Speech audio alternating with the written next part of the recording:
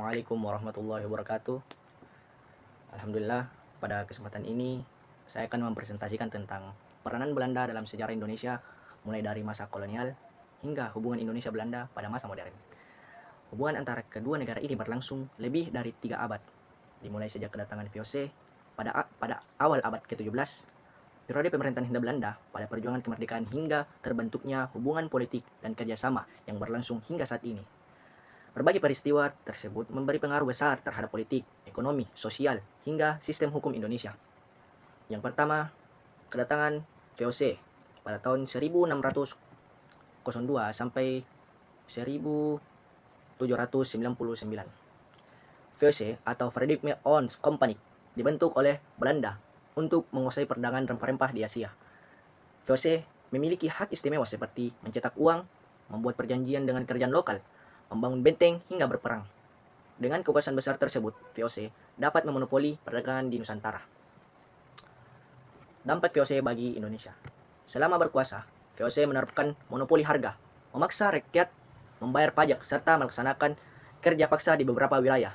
VOC juga menggunakan politik adu domba untuk memperlemah kerajaan-kerajaan di Nusantara. Penindasan ekonomi dan sosial memicu berbagai perlawanan besar, salah satunya adalah Perang Pantimura pada tahun 1817. Pemerintahan Hindia Belanda pada tahun 1800 sampai dengan 1952. Setelah VOC bangkrut, wilayah kekuasaan diambil alih oleh pemerintahan Belanda dan dibentuk Hindia Belanda. Pada masa kini, banyak kebijakan baru diterapkan namun tetap berorientasi dan eksploitasi sumber daya Nusantara. Sistem tanam paksa pada tahun 1830 sampai dengan 1870, salah satu kebijakan yang paling terkenal dan merugikan adalah tanam paksa atau kerja rodi. Petani diwajibkan menanam tanaman ekspor seperti kopi, tebu, dan nila. Akibatnya, banyak rakyat mengalami kelaparan, kemiskinan, sementara Belanda mendapatkan keuntungan besar. Selanjutnya itu politik etis. Pada tahun 1901, sebagai respon terhadap kritik terhadap kolonialisme, Belanda menerapkan politik etis yang terdiri dari 3 program, yaitu irigasi, pembangunan saluran air, edukasi, membangun akses pendidikan bagi pribumi, imigrasi, pemindahan penduduk untuk mengatasi kepadatan. Pendidikan pada masa ini, muncul generasi terpelajar Indonesia yang kelak menjadi tokoh nasional seperti Soekarno dan Hatta.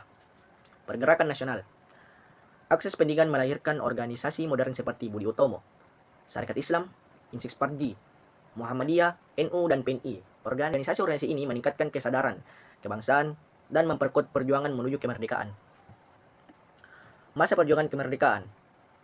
Setelah Indonesia memproklamasikan kemerdekaan pada tanggal 17 Agustus tahun 1945, Belanda berusaha kembali menguasai Indonesia. Hal ini memicu agresi militer 1 pada tahun 1957 dan agresi militer 2 pada tahun 1948 yang mendapat kecaman internasional.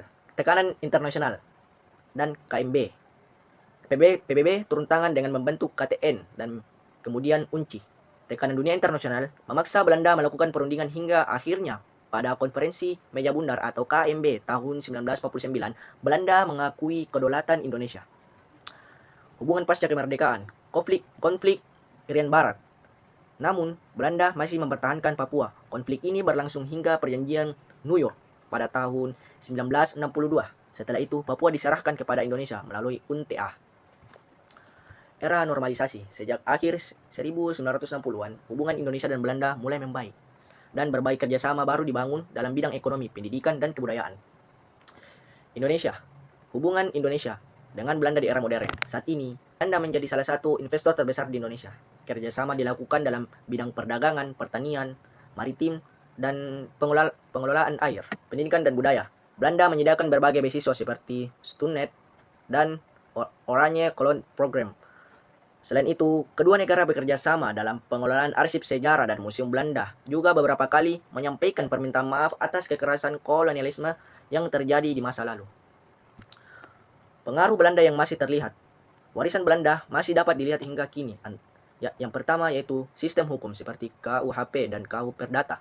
Infrastruktur kota berupa kanal dan bangunan kolonial. Bahasa, banyak kata serapan seperti kantor, polisi, resleting, wortel, dan sepatu.